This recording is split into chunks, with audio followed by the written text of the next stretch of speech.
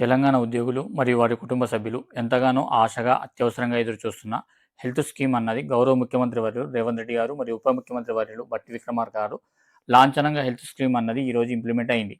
అయితే ఈ వీడియోలో హెల్త్ కార్డ్ ఎలా డౌన్లోడ్ చేసుకోవాలి, హెల్త్ కార్డులో బెనిఫిషరీని ఎలా యాడ్ చేసుకోవాలి, నెట్వర్క్ హాస్పిటల్ గురించి పూర్తిగా తెలుసుకుందాం.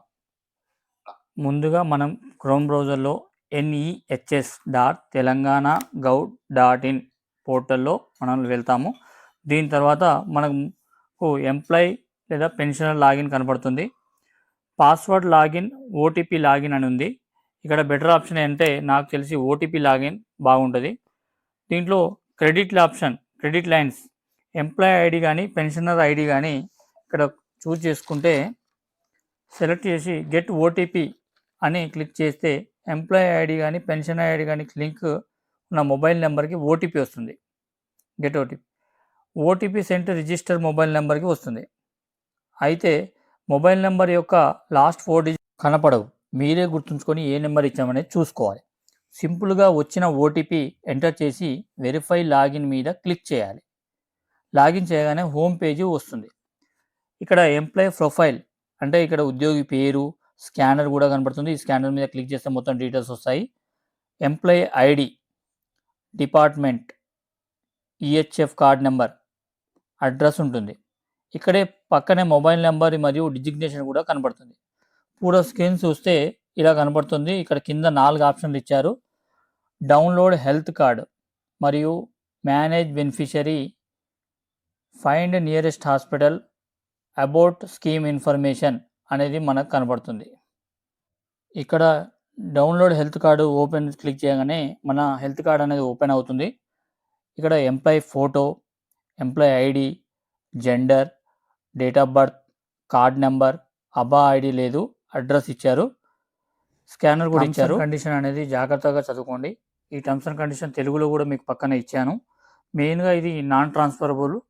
ఈ తెలుగులో ఎలాంటి స్కామ్స్ అనేటి ఇందులో రాకుండా డిజిటల్గా చేశారు. ఈ హెల్త్ కార్డ్ అనేది ముఖ్యంగా ఇది గమనించాలి. ఎలాంటి స్కామ్లకు పాల్పడినా కూడా మన ఉద్యోగం పోయే అవకాశం ఉంటుంది, సస్పెన్షన్ అయ్యే అవకాశం ఉంటుంది. హెల్త్ కార్డు కూడా సస్పెన్షన్ అయ్యే అవకాశం ఉంది. దయచేసి ఉద్యోగులు గమనించి మన హెల్త్ కార్డును అనేది సద్వినియోగపరచుకుంటే చాలా బాగుంటుందని అనుకుంటున్నా. ఇక్కడ కిందికి వెళ్తే డౌన్లోడ్ కార్డు మరియు ప్రింట్ కార్డ్ ఈ రెండిట్లో ఏదైనా చేసుకోవచ్చు, మన దగ్గర పెట్టుకోవచ్చు. తర్వాత మేనేజ్ బెనిఫిషరీ అనేది ఓపెన్ చేస్తే ఇందులో మీ యొక్క డీటెయిల్స్ చెక్ చేసుకోవచ్చు. మీరు ఎవరెవరు డీటెయిల్స్ ఇచ్చారు ఏంది అనేది ఉంటుంది. మీరు ఫామ్ ఫిల్అప్ చేసేటప్పుడు మీ యొక్క సెల్ఫ్ డీటెయిల్స్ మరియు మీ కింద డిపెండెంట్స్ ఎవరెవరు ఉన్నారనేది మొత్తం కనపడుతుంది. ఒకవేళ ఇక్కడ మేనేజ్ బెనిఫిషరీ అనేది ఇచ్చారు కానీ ఇక్కడ యాడ్ చేసుకునే అవకాశం ఇవ్వలేదు మనకు డైరెక్ట్గా. మన ఐఎఫ్ఎంఎస్లో ఎవరైతే యాడ్ చేస్తారో వాళ్ళ ద్వారా మాత్రమే యాడ్ చేసే అవకాశం ఉంటుంది ఇందులో, లేకపోతే మనకు ఉండే అవకాశం లేదు. మన హయ్యర్ అథారిటీ ద్వారా మాత్రమే మనం యాడ్ చేయించుకునే అవకాశం కల్పించారు దీంట్లో. మీరు ఒకసారి ఎవరన్నా లెటర్ పెట్టాలి ఆఫీసర్లకి, పెడితే వాళ్ళు చూసుకొని వెరిఫై చేసి వాళ్ళు ఇందులో మేనేజ్ బెనిఫిషరీలో యాడ్ చేస్తారు. అబౌట్ స్కీమ్ ఇన్ఫర్మేషన్ మీద క్లిక్ చేస్తే ఇందులో ముఖ్యంగా ఉద్యోగులకు ఎందుకు హెల్త్ స్కీమ్ ఇచ్చాము, ఎందుకు ఇంట్రడ్యూస్ చేశాము, హెల్త్ స్కీమ్ పూర్తిగా క్యాష్లెస్ ట్రీట్మెంట్ అనేది గురించి పూర్తి డీటెయిల్స్ అనేది మనకు ఎక్స్ప్లెయిన్ చేశారు. ఫైండ్ నియరెస్ట్ హాస్పిటల్ అనేది మన జిల్లాలో కానీ మన రాష్ట్రంలో కానీ ఏ జిల్లాలో ఏ చికిత్సకు సంబంధించిన నెట్వర్క్ హాస్పిటల్స్ అనేది ఉన్నది అనేది మనం చూసుకోవచ్చు.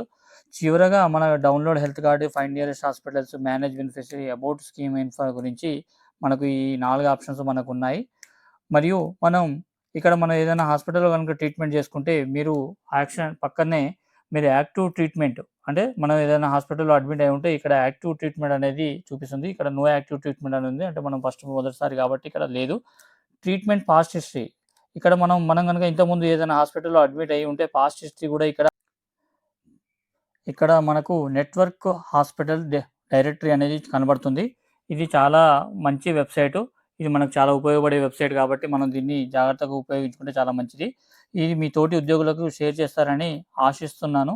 మరియు నా ఈ కొత్త ఛానల్ని సబ్స్క్రైబ్ చేసుకుంటే చాలా ఇలాంటి ఇన్ఫర్మేషన్ వీడియోలు మీకు అందుబాటులోకి వస్తుంటాయి. దయచేసి గమనించగలరని నమస్కారం.